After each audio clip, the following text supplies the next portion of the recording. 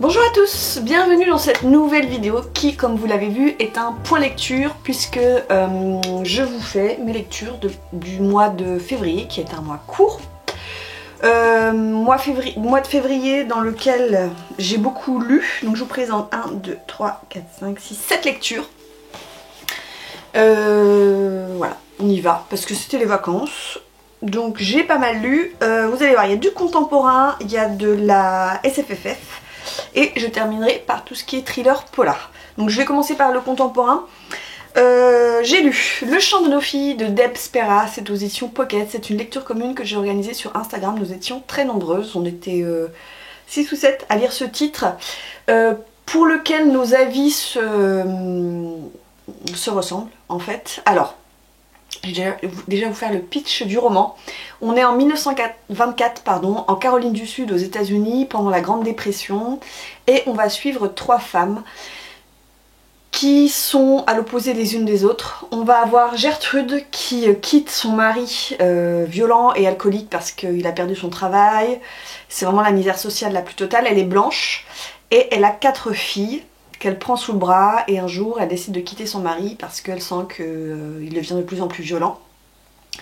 On suit Retta qui est une bonne noire, qui est la première affranchie, ancienne esclave affranchie de sa lignée et qui sert une femme, une riche blanche qui s'appelle Annie. Et cette Annie, elle a notamment elle a fait fortune, alors son mari a fait fortune dans le coton, mais elle a fait fortune parce qu'elle a un atelier de couture.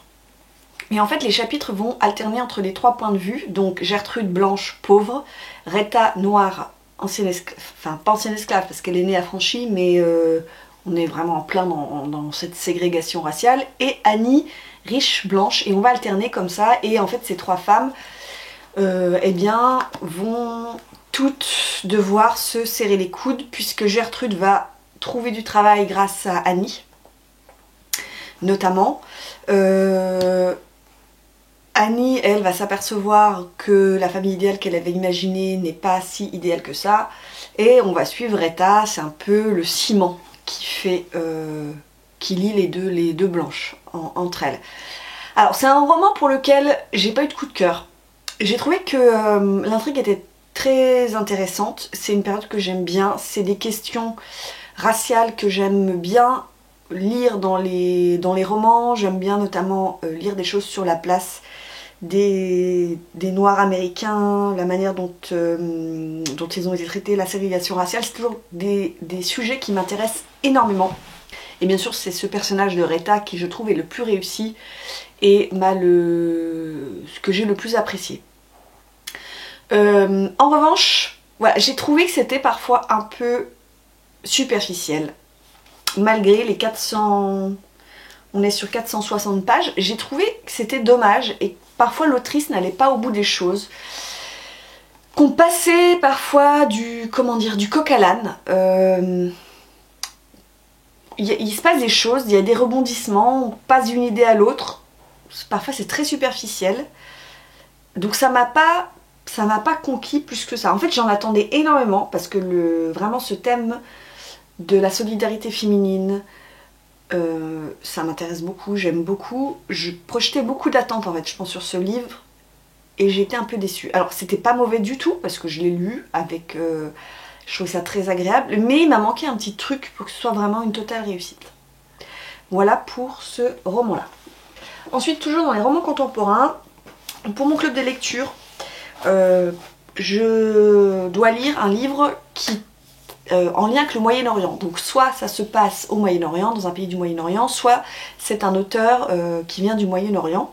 Et donc moi j'avais dans ma palle Une soupe à la grenade de Marsha Mehran, c'est aux éditions Piquier, il est sorti en poche depuis. Et donc on est au Moyen-Orient puisque on est avec une autrice qui est d'origine iranienne, qui est iranienne d'ailleurs. Parce que je crois qu'elle a... Alors, elle a vécu, enfin elle est née en Iran. Il me semble qu'elle a... Voilà, elle est née à Téhéran en 1977 et à la veille de la révolution iranienne, elle a fui sa famille et elle s'est installée notamment... Voilà, elle a rencontré un Irlandais et ensuite donc elle s'est installée en Irlande avec son mari. Et donc on va être avec 3 protagonistes, avec 3 sœurs. Donc on a Marja, je sais plus, je me rappelle plus les noms.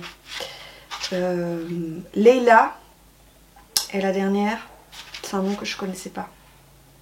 Marjane, pardon, voilà. Marjane, Leila et Bahar, les sœurs Aminpour qui ont fui en fait l'Iran dans les années 70 et qui se sont installées, qui se sont exilées en Angleterre.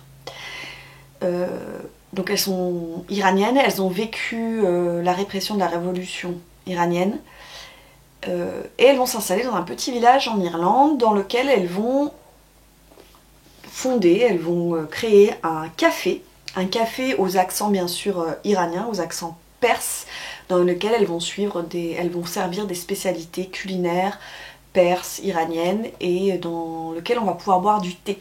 Et donc on se rend très vite compte, donc on est dans les années 80 quand ça se déroule cette histoire, qu'elles sont vues comme des étrangères, comme des arabes qui viennent s'installer dans ce village, qu'est-ce qu'elles à vouloir nous imposer leur mode de vie, etc. Donc elles vont être très mal vues de la plupart des habitants, mais bon an mal an, elles vont faire leur place et elles vont finalement faire changer d'opinion les Irlandais de ce petit village.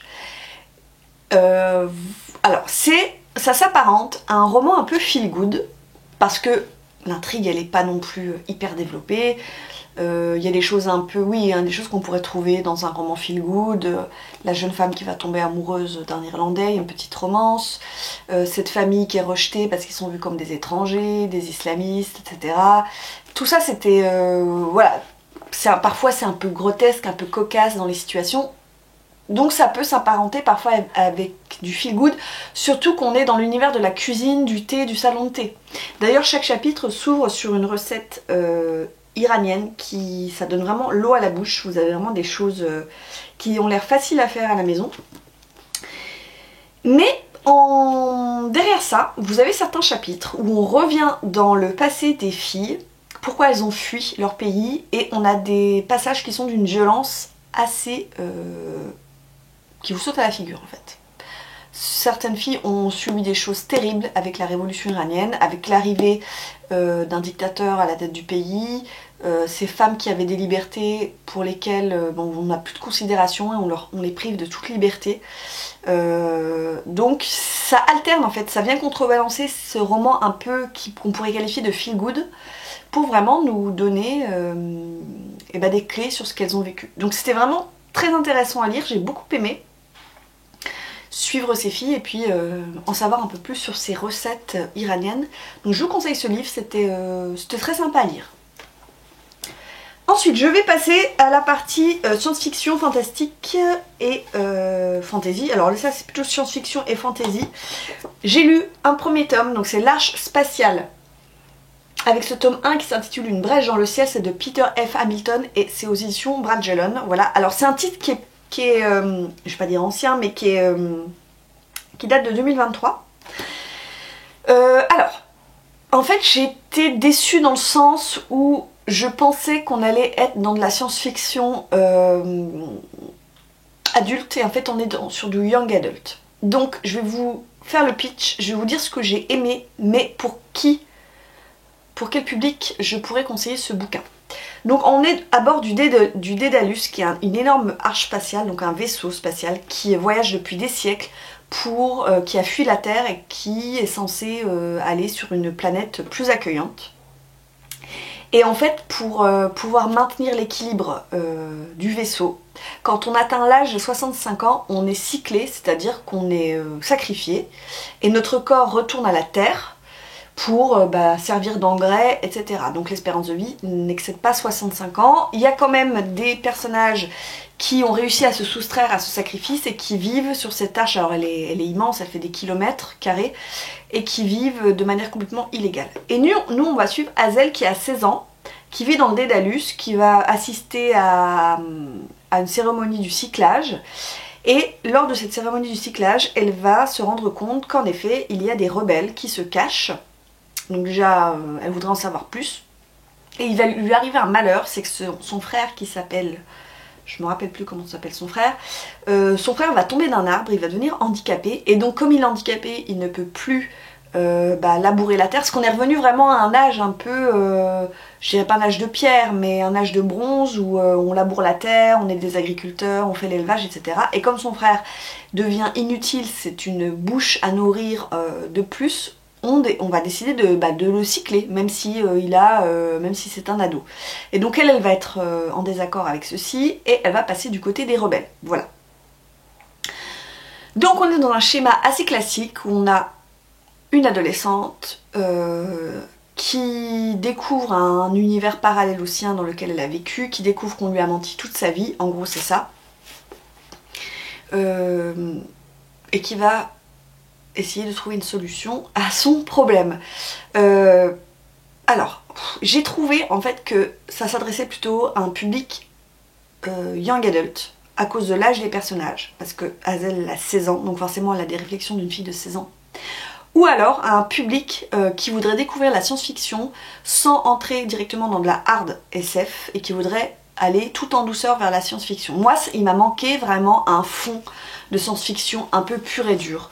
J'attendais en fait un peu plus de réflexion sur les technologies, sur cet arche, sur sa destination, et tout ça on n'a pas. On est plutôt la première moitié du roman, on est vraiment avec Hazel et vraiment avec une gamine un peu tête à claque, voilà, je vais le dire. Ça s'améliore, je trouve que dans la seconde partie du roman, on commence vraiment à toucher des choses qui ont rapport avec la science-fiction, pure et dure, avec des technologies, on va être question d'IA, d'extraterrestres, etc. Ça m'a beaucoup plus plu. Mais je vous avoue qu'au début, j'ai vraiment eu du mal en me disant, là, ça va être de la romance avec cette fille qui... voilà, le schéma très très classique qu'on retrouve dans bon nombre de romans de fantasy notamment. Donc, je ne suis pas du tout le public cible pour ce genre de roman, donc je m'arrête ici, je ne l'aurai lu que le premier tome, et je m'arrête ici, je m'arrête là. Je lirai pas la suite, c'est une trilogie. Mais je pense que si vous avez un jeune qui veut s'initier à la science-fiction, c'est tout à fait abordable, ou même si vous... En tant qu'adulte, vous voulez vous initier à la science-fiction, c'est également tout à fait abordable, ça vous permet d'entrer en douceur. L'arrière-fond est très intéressant, mais pour moi, c'était pas assez approfondi, à mon goût. Ensuite, on va passer à un roman, je vais passer vite parce que c'est un troisième tome, donc j'en dis deux mots, c'est le tome 3 de l'Assassin Royal, donc première époque de Robin Hobb. C'est publié chez J'ai lu, je l'ai lu en lecture commune, donc j'ai un groupe où on essaie de s'en lire un par mois, c'est compliqué d'en lire un par mois, mais celui-ci on l'a lu au mois de février, et alors qu'est-ce que j'ai adoré.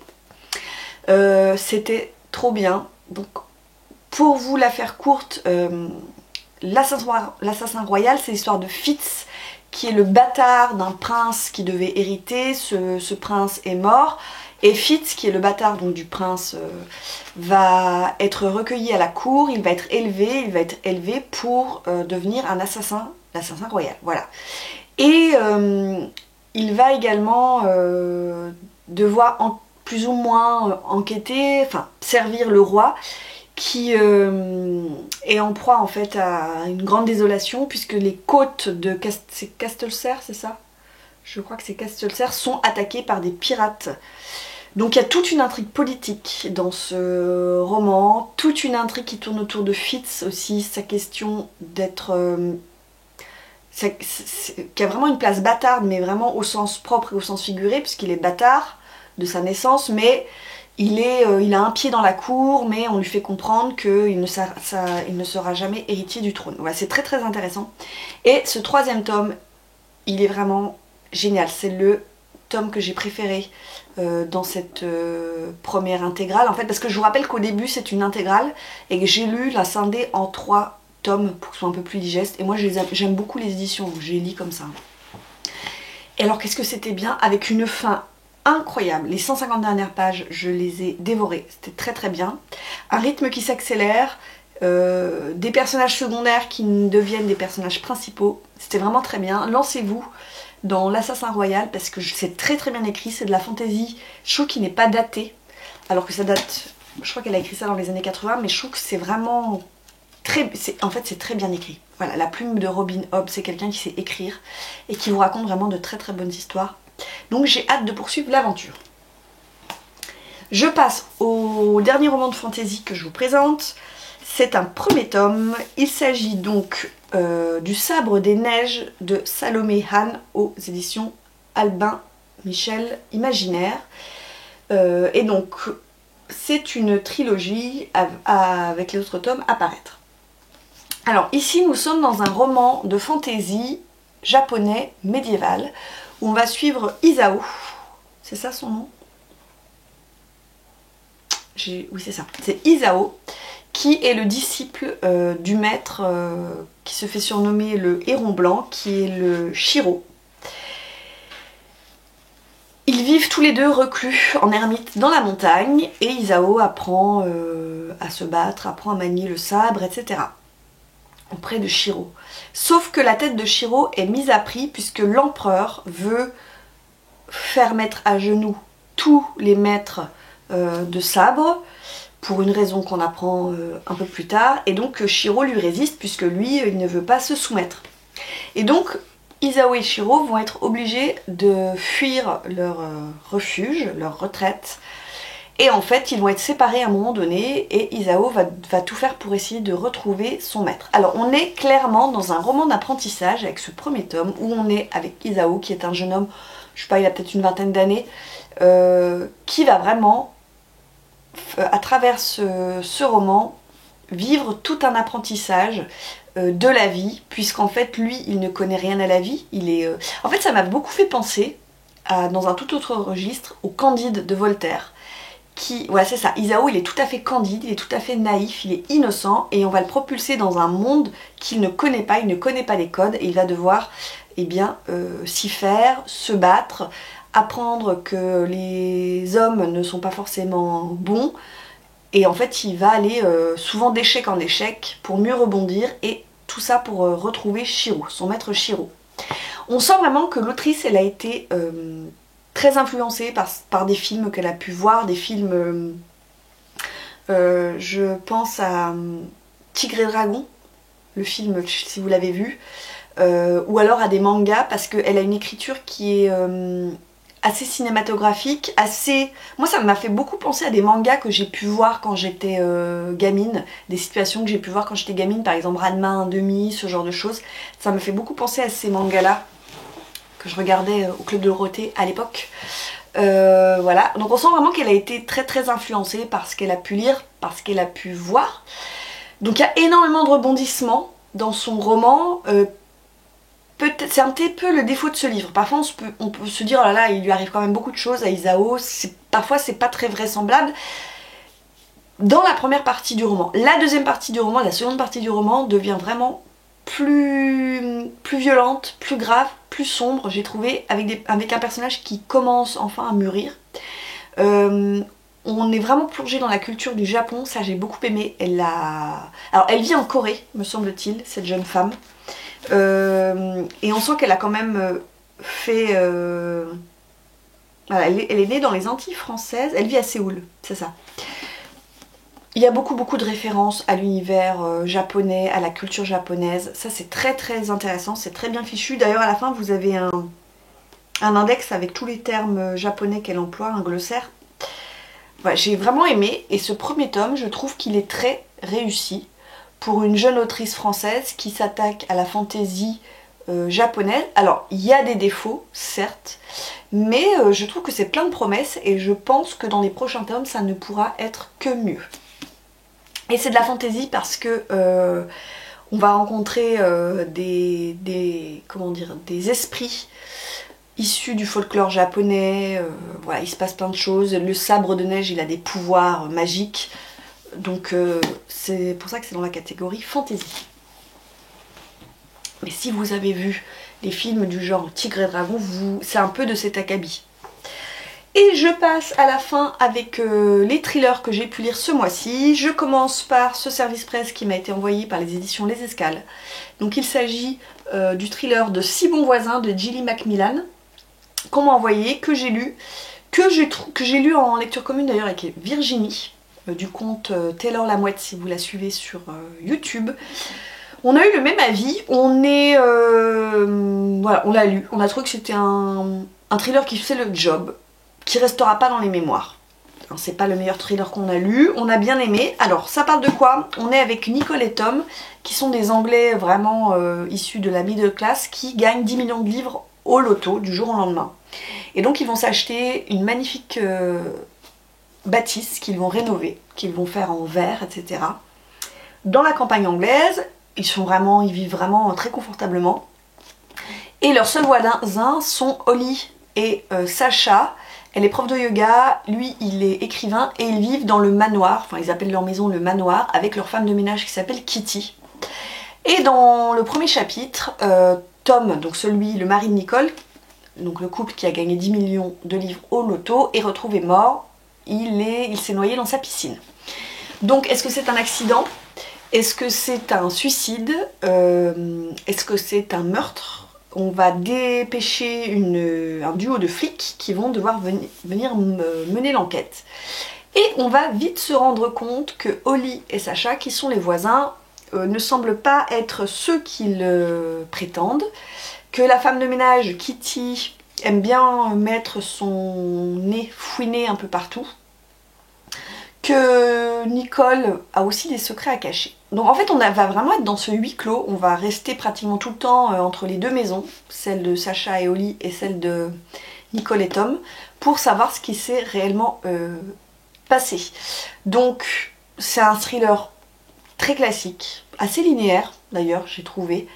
On est sur le thème de la manipulation. Je trouve que ça fonctionne très bien. L'autrice elle s'en sort vraiment super bien, avec un petit pied de nez à la fin dans le dernier chapitre qui était assez intéressant. Mais pour moi ça manquait peut-être un peu de relief. Voilà, donc j'ai passé un très bon moment. Parce que le thème de la manipulation j'ai trouvé intéressant, que ça se lit très bien, les chapitres sont courts, donc ça s'enchaîne bien. Puis on a envie de connaître quand même le fin mot de l'histoire, ce qui s'est réellement passé dans cette piscine. Voilà, donc un thriller idéal pour les vacances. Et je termine avec un coup de cœur. J'ai adoré ce livre. J'ai lu de bonnes raisons de mourir de Morgane Audic, publié aux éditions Le Livre de Poche, que j'ai d'abord adoré et ensuite dévoré en quelques jours. C'était vraiment excellent et je vous recommande. S'il y a un livre que je dois vous recommander dans cette vidéo, c'est vraiment celui-ci parce que je ne me suis pas ennuyée du tout. En fait, on va être à Pripyat. Pripyat, c'est le village juste à côté de Tchernobyl, là où il y avait la centrale nucléaire. De nos jours, on est de nos jours. On va retrouver un cadavre mutilé et il va y avoir deux enquêteurs dans cette histoire. On va avoir d'un côté, donc Pripyat c'est en Ukraine. La catastrophe de Tchernobyl, elle a eu lieu en 1986 et donc on est 30 ans après je crois. Et on va se rendre compte que ce cadavre c'est le fils d'un type qui est maintenant ministre en Russie et que la mère de ce fils, c'est Sokolov, a été le soir de l'explosion de Tchernobyl, a été assassinée. Donc on met en relation l'assassinat de cette femme et l'assassinat de ce fils. Et le père va demander, donc il est en Russie, le père va demander à Alexandre Rybalkov, qui est russe, alors qui est noir, qui est métis en fait. Donc un noir en Russie c'est compliqué, en plus il est policier. Il va lui demander d'enquêter et de retrouver à tout prix l'assassin de son fils. Et en Ukraine, on va avoir affaire à Joseph Menilk, qui lui est un policier ukrainien, qui essaie de faire son travail comme il l'entend, comme il le peut, sans corruption. Et donc on va avoir ces deux enquêtes qui vont avancer en parallèle jusqu'au moment où bien sûr les deux flics vont se rencontrer. Du côté russe avec Rybalkov, je crois que c'est ça son nom. Et du côté ukrainien avec Joseph Melnik. C'est hyper intéressant parce qu'au-delà du thriller, vous avez toute une histoire sur Tchernobyl, sur la catastrophe nucléaire, sur les conséquences de cette catastrophe nucléaire, sur les gens qui ont vécu, qui ont été évacués de Pripyat lors de cette fameuse nuit, sur les conséquences que ça a eu sur le pays, sur l'agriculture, sur les gens qui sont chassés, qui reviennent, sur les enfants qui naissent avec des malformations. C'est hyper intéressant, le thriller il est hyper bien mené. J'ai adoré les personnages, avec Joseph Ménilk qui lui doit aller dans la zone contaminée chaque jour. Sa femme, quand il rentre du boulot, sa femme l'oblige à se déshabiller sur le palier de leur appartement et à prendre une douche, à se récurer pour surtout ne pas amener de particules radioactives, avec ce personnage d'Alexandre Ribalco, je sais plus ce que je vous ai dit, c'est Ribalco, qui vit avec une épée de Damoclès au-dessus de sa tête. Toute l'organisation ukrainienne, en plus c'est la guerre à ce moment-là c'est pas encore la guerre entre l'Ukraine et la Russie, mais c'est la guerre dans le Donbass. C'est vraiment très intéressant au niveau politique, au niveau j'ai envie de dire sanitaire, tout ce qui a pu se passer. L'intrigue est vraiment bien, les personnages sont, je les ai trouvés très approfondis, très à la fois attachants et à la fois détestables, mais vraiment je trouve que les personnages sont très bien réussis et c'était passionnant en fait, c'était passionnant, j'ai appris plein de choses et en fait c'est ça que j'aime bien quand j'ai un thriller, j'aime quand il y a un contexte social et politique vraiment bien développé, je trouve ça toujours très intéressant et là je trouve la catastrophe de Tchernobyl elle a quelque chose de fascinant, c'est quand on repense à ce qui a pu se passer au déroulé de ce qui a amené à cette catastrophe, c'est vraiment à la fois très glauque, mais on peut pas s'empêcher en fait de s'intéresser à cette catastrophe, je trouve ça vraiment fascinant. Je vous le conseille, c'est Morgan Odick, je crois qu'il n'a écrit que 2 thrillers, on l'a peut-être écrit entre temps, mais qu'est-ce que j'ai aimé ce bouquin. Il a écrit un autre livre qui s'intitule Trop de morts au pays des merveilles. Voilà. De bonnes raisons de mourir, décidément il aime bien le champ lexical de la mort, mais vraiment celui-ci foncé, c'était une excellente lecture, je vous la conseille. Voilà, c'en est tout pour ce point lecture, j'espère que vous l'avez apprécié, n'hésitez pas à me laisser un commentaire pour me dire s'il y a des livres que vous avez lus, que vous avez aimés ou pas, ou l'inverse, que j'ai pas forcément aimé mais que vous avez aimé.